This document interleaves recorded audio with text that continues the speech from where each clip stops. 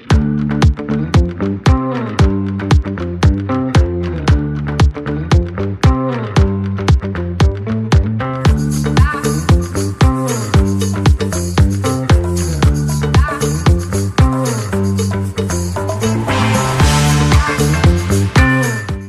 to guys, and welcome back to Toto on Video Podcast. You know, as I told you, we're still here at the Moving Peak Hotel for the ECFG AGM, right? Yes. I'm sitting next to the director, so I have to be super...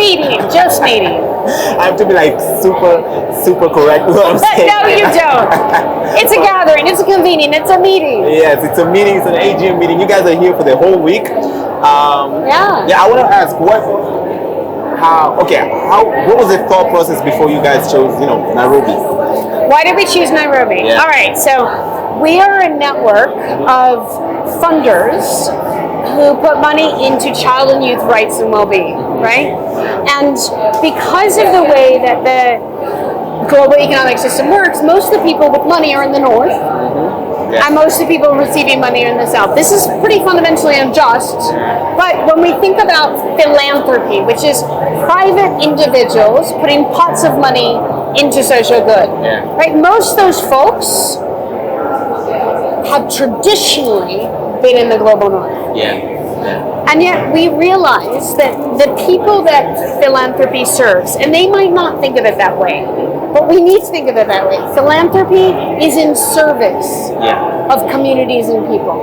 So the people are the ones who are receiving the service. Right? So most of those people, for our members, because it's a global focus, are in the global south.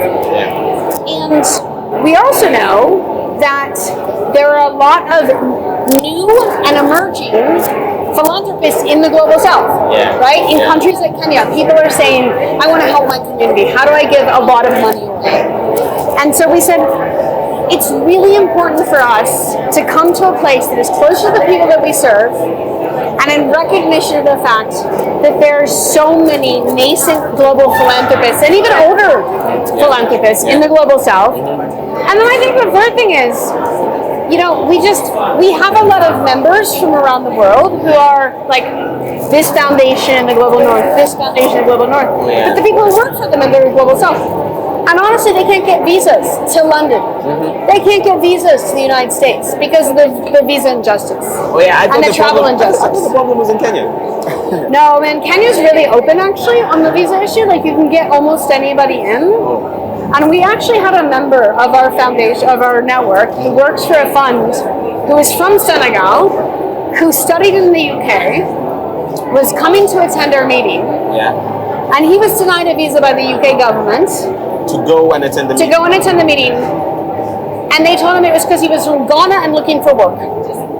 That's injustice. It's injustice. It doesn't make any sense. And so we thought, let's have it here, where it's a much more accessible place, but also close to the people that we serve. Different people can come, lots of different people places. can come and meet in Kenya. People who would get denied a visa for Schengen or denied a visa for the UK. Oh, all right. Now let's follow protocol. I did introduce you.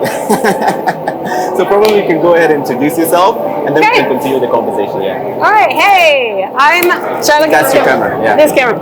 I'm Heather Hamilton. I am the executive director of Elevate Children Funders Group, which is the only global network of funders in philanthropy that focuses and leading, but like the only one that focuses on the whole of childhood, 0 to youth, and however you want to define youth, that's okay, right?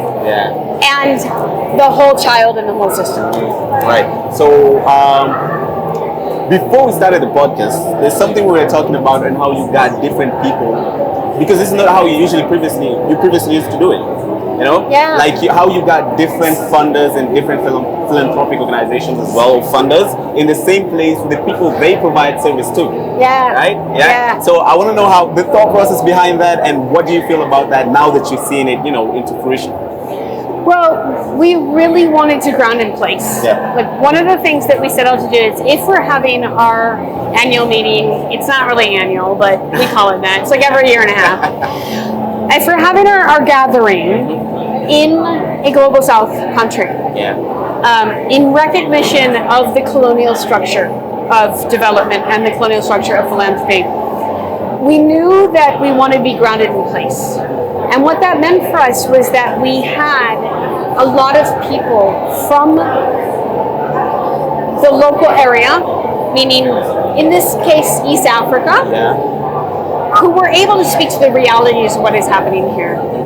And we also wanted to create cultural experiences around it, right? Like, so we've had Muthoni and our dancers from the university who are young students from the university. This isn't just like a troupe of dancers who does tourist stuff, right? Yeah, actually, I saw them over.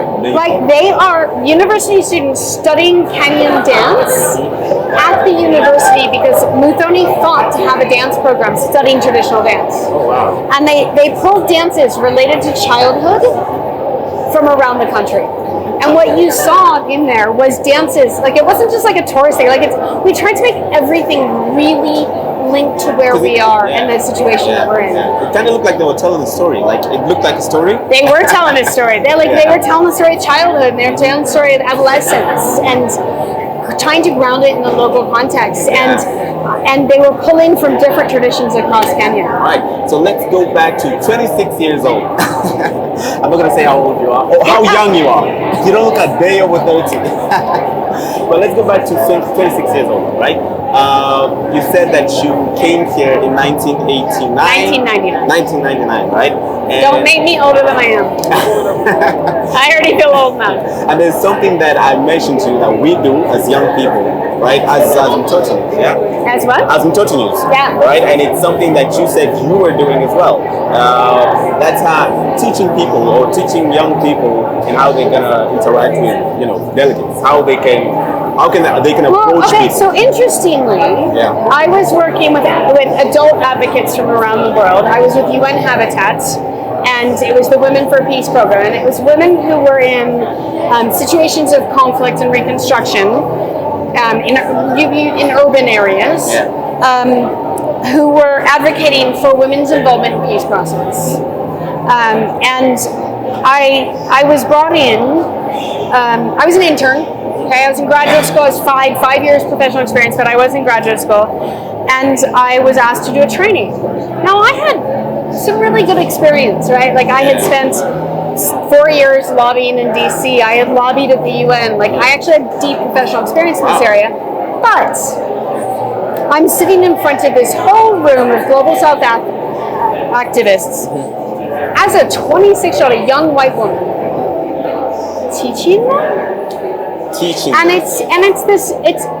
And you see this over and over. You see young, well-meaning people from the global north coming in and giving expertise to communities. And I realized in that moment I was in that. And when I realized this, when I looked out in the audience, and Wangari Mathai was sitting there, and I'm like, how am I teaching Wangari Mathai, who could teach this master course on advocacy? Right? I have things to offer, but I shouldn't be in this seat of power. And I mean, at the time, she was leading protests right outside. We were in the UN building, and she was leading protests right outside in the forest, in the Karura forest. And I was like, this is not what I want to do. So I went on to do lobbying in my own country, and then eventually came around to working on children and youth. I was at Girls Not Brides, which is the Global Partnership to End Child Marriage. I was at UNICEF. And ultimately, what I realized is that we have to shift the system by focusing on power holders. And philanthropy are power holders. They're holding a lot of power, and they're realizing it. They're asking us to convene like this. Like, this isn't just like ECFG Secretariat. We're gonna get you together. No. They're interested. They want to decolonize. They not everyone, but we have this great group of members who's diving deep into decolonization, diving deep into what is actual meaningful youth participation. We've just created a youth fellowship within ECFG to bring young people in and have their voices represented. Hear what they have to say. Hear what they have to say. And so, but it's when you think about social change, right? You've got the people on the outside pushing in. They want to go inside. Right? They're fighting. You have the movement activists who are really saying this is the most we can go in our agenda. And then you have some people in the middle negotiating, right? Between the movement activists and the power holders. and then you have the power holders. And we sit really close to the power holders. Yeah. So you're And like the bridge.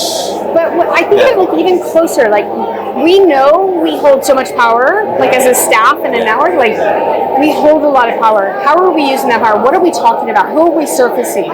Whose voices are we surfacing? And I think of our jobs as like being the flea on the elephant's foot. Wow. Never had that phrase. Right? So there's an elephant, he's going along. Right? And there's a flea on his little foot, and he's doing a little bite. I mean, elephants have really thick skins. They barely feel it. Yeah. And maybe the elephant shifts 1 or 2% in direction, feeling that little bite. Oh yeah, like. But when the elephant is UNICEF with a $6 billion a year budget, how much is 1 or 2%? How much is? 1 or 2%. Say, I can't do that math. Can you do that math? But it's a lot. It's a lot. Because it's a big amount. So I think as we figure out in our lives, like where advocacy goes, to be on the outside pushing in, we need that. Yeah. You can be in the middle, lobbying and changing.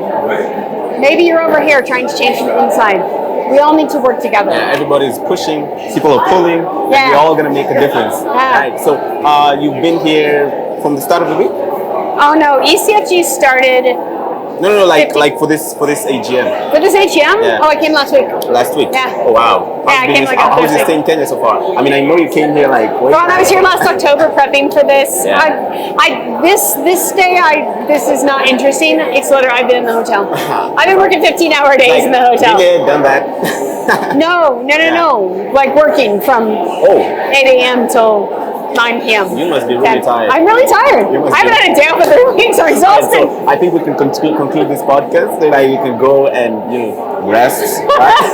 Awesome. Thanks so much. All right, but before we leave, I'd like to hear what are you looking forward to in the next 2 days, in the next 3 days that are coming? Okay, so what I'm really looking forward to is moving from learning and sharing into action.